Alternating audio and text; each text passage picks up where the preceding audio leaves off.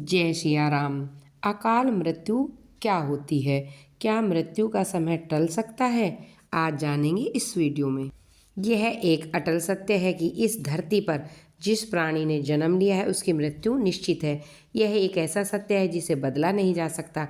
हम सभी जानते हैं कि पृथ्वी लोक में प्राणियों की संख्या इतनी अधिक है कि हर दिन किसी न किसी की मृत्यु होती रहती है और यह जरूरी भी है। प्राचीन जाएगा तभी तो नया सर्जन होगा। मृत्यु के बाद सब परमात्मा की शरण में जाते हैं, लेकिन ये सब पर लागू नहीं होता। सीधी सी बात है, हर प्राणी को मोक्ष प्राप्त नहीं होता। इनमें से कुछ लोग ऐसे हैं जिनकी आत्मा सदियों तक पृथ्वी लोक में भटकती रहती है। इसका कारण है कि उनकी अकाल मृत्यु हुई है, यानी उसने भगवान का दिया हुआ पूरा जीवन नहीं जिया। अगर वेदों में मनुष्य की उम्र 100 साल निर्धारित की गई है तो अकाल मृत्यु क्यों होती? इस 100 साल की निर्धारित उम्र में दुष्कर्म नहीं मिलाया जाता। मतलब इंसान की मृत्यु तभी होती है जब उसके पास धर्म कार्यों के लिए शक्ति नहीं होती या फिर उसका शरीर उसे धर्म कार्य करने की इजाज़त नहीं देता। यानी इंसान की उम्र भले ही 100 साल हो, लेकिन अपने कर्मों के कारण वह अपनी उम्र को खुद ही कम करता चला जाता है। परिवार में किसी की अकाल मृत्यु हुई है तो उसका सही विधि श्राद्ध नहीं किया जाता तो उस घर में जन्म लेने वाली संतान की कुंडली में अकाल मृत्यु दोष होता है। अकाल मृत्यु द्वारा मरने वाले व्यक्ति के परिजनों को उसका तर्पण नदी या तालाब में करना चाहिए। साथ ही आत्मा की इच्छा पूर्ति के लिए पिंडदान और दान पुण्य जैसे सत्कर्म करने चाहिए। यह सत्कर्म कम से कम 3 से 4 वर्षों तक करना चाहिए, तब कहीं जाकर आत्मा को मुक्ति मिलती है। वेदों में मनुष्य की उम्र 100 साल निर्धारित की गई है, लेकिन जब कोई व्यक्ति जानबूझकर धर्म त्याग देता है उसे अकाल मृत्यु का सामना करना पड़ता है। विष्णु जी गरुड़ पुराण के माध्यम से यह भी कहते हैं, मनुष्य के जीवन के 7 क्रम निश्चित है। जो मनुष्य इस चक्र को पूरा नहीं कर पाते, ऐसे में अकाल मृत्यु को प्राप्त हो जाते हैं। अचानक की मृत्यु होने की वजह से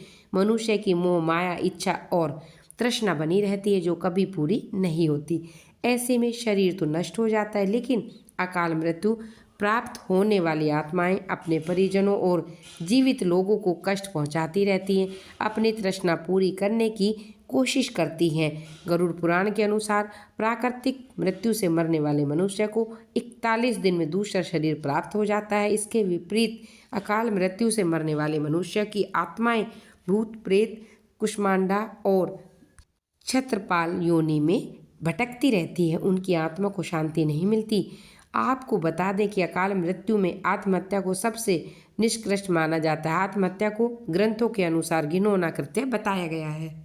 श्री हरि कहते हैं, आत्महत्या करने वाले मनुष्य की आत्मा पृथ्वी लोक पर तब तक भटकती है जब तक वह प्रकृति द्वारा निर्धारित अपने जीवन के चक्र को पूरा नहीं कर लेती। अकाल मृत्यु को प्राप्त व्यक्ति की आत्मा की शांति हेतु कई उपाय बताए गए हैं। यदि किसी व्यक्ति को हरे अथवा नीले रंग की मक्खियाँ घेरने लगे और अधिकांश समय ये मक्खियाँ व्यक्ति के आसपास ही रहने लगे तो समझ लेना चाहिए कि व्यक्ति की आयु लंबी नहीं है। जिस व्यक्ति की मृत्यु निकट हो तो उसे अपने आसपास कुछ सायों के मौजूद होने का एहसास होने लगता है। समुद्र शास्त्र के अनुसार जब मनुष्य की मृत्यु निकट आती है तो हथेली में मौजूद रेखाएं अस्पष्ट और इतनी हल्की हो जाती हैं कि उन्हें देख पाना संभव नहीं होता। जिन लोगों की मृत्यु निकट होती है वे अपनी छाया को भी खुद से अलग देखने लगते हैं। उनको ऐसा लगता है कि हमारी छाया हमसे अलग हो रही है। जब कोई व्यक्ति सूर्य, चंद्रमा या अग्नि से उत्पन्न होने वाली रोशनी को भी नहीं देख पाता, ऐसा इंसान कुछ समय बाद ही जीवित नहीं रह पाता।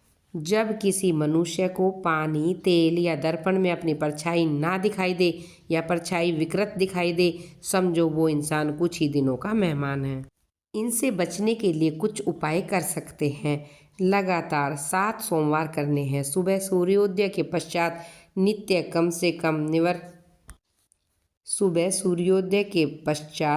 कर्म से निवृत्त होकर किसी भी शिव मंदिर में जाइए। शक्कर मिश्रित दूध से शिवलिंग का अभिषेक कीजिए और निम्न मंत्र का 108 बार जप जरूर करें। ओम त्र्यंबकम यजामहे सुगंधित पुष्टिवर्धनम ऊर्जारुकमिव बंदनान मृत्युमुच्यते मातरम। यानी कि महामृत्युंजय मंत्र आप किताब से भी पढ़ सकते हैं। महामृत्युंजय मंत्र का 108 बार पाठ अवश्य करें, आपको लाभ होगा।